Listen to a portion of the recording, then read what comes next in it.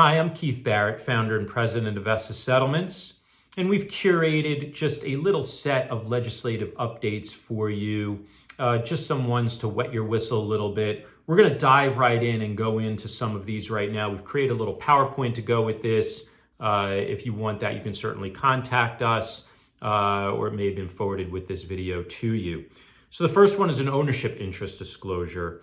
And this, in essence, is just a disclosure that if a licensee or any member of the family or entity in which the licensee has an ownership interest is buying or selling property and the licensee is a party to that transaction, they have to make a disclosure about that. And now we have in our standard contract, we have a provision or a paragraph in which a disclosure is made. And it has been the case in the Code of Ethics that a disclosure has to be made under these circumstances, but it is now in statute in Virginia. So as long as that paragraph in the contract is being used, you should be covered, but know that it is not just part of your ethical code, but is also part of statute now law in Virginia that a disclosure like that be made. Next one that we've curated is a pending litigation disclosure. This is a proactive disclosure that a seller has to make. Now, we know under the Residential Property Disclosure Act that the seller has very few proactive disclosures to make. So I guess this is big news in that sense. But nonetheless, a seller has to disclose if they have actual knowledge of a pending lawsuit against the dwelling, otherwise known as a lis pendens. They have to provide a written disclosure to a purchaser. Lis just means suit, pendens is pending. So it just means suit pending. So essentially there is a lawsuit in which the seller is involved pending as it relates to the real property. And so a lis pendens is something that's filed and that upon a title search would be discovered.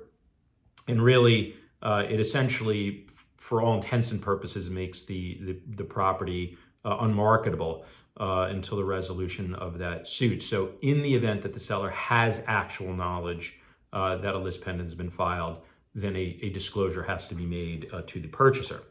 Also under the Residential Property Disclosure Act, there was a new disclosure. We know, of course, that those are disclaimers, that the owner makes no representations with respect to current lot lines, the ability to expand, improve, or add to any structures on the property, and that the purchaser is advised to exercise due diligence, right? Caveat emptor.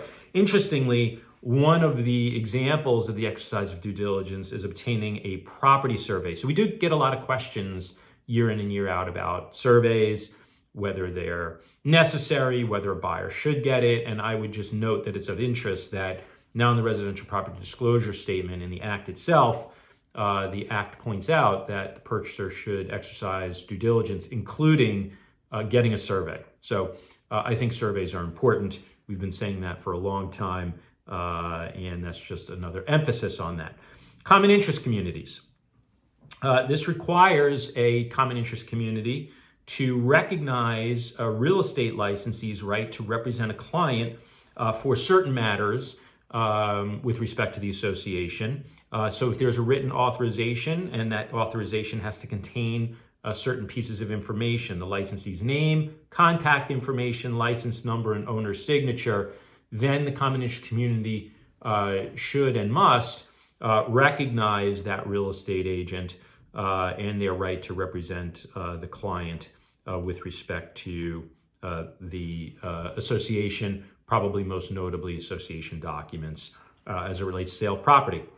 The next legislative update I'd like to get to is with respect to escrow funds. There were two updates. One was if escrow funds are being held in the broker's account, and one if they are not being held in the broker's account. So upon ratification of a contract where escrow funds or an earnest money deposit is being held in the broker's account, then it must be placed in that account by the end of the 5th business banking day following ratification, unless otherwise agreed to in writing by the parties to the transaction. So the default is you got to the end of the 5th business banking day, unless the parties to the transaction agree otherwise. That is if the earnest money is being held in the broker's escrow account.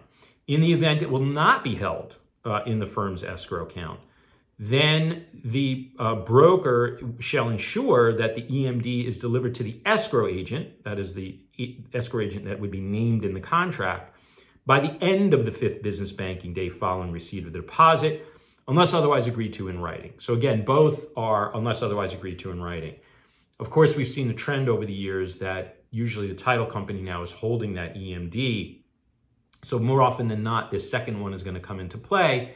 And we also know that under the NBAR standard contract, gives the parties the ability to say or note in the EMD paragraph when that EMD is going to be delivered, and it is blank days after date of ratification. So that would be the parties agreeing otherwise. So they say 3 days, they say 5 days, they say 7 days, the contract would control. In the absence, then there's got to be the broker has to ensure that it's delivered to the escrow agent by the end of the 5th business banking day. But almost always, we're putting the number of days in our contract. It's going to override this statute. Okay.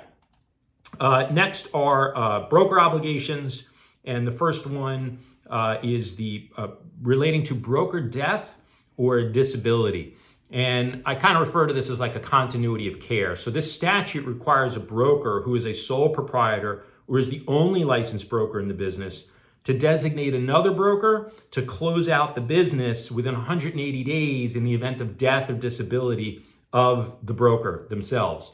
So this has to be done at the time that an application for a broker's license is made or at renewal of the license, so that is on file. So this is basically an assigning of someone in the event of the death or disability of the broker to close out the business. And there's 180 days to do so. So it's a specific designation.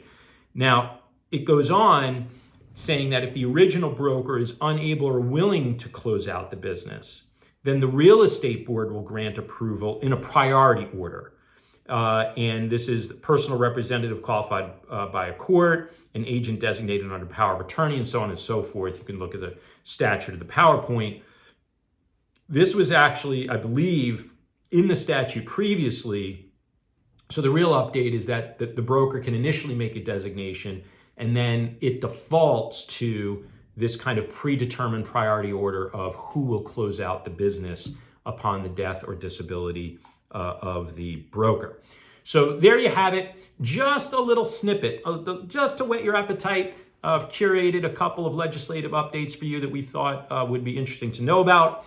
Of course, if you have any questions, please don't hesitate to contact us. You can find us on the web at www.vestasettlements.com, or please feel free to call us at 703-288-3333.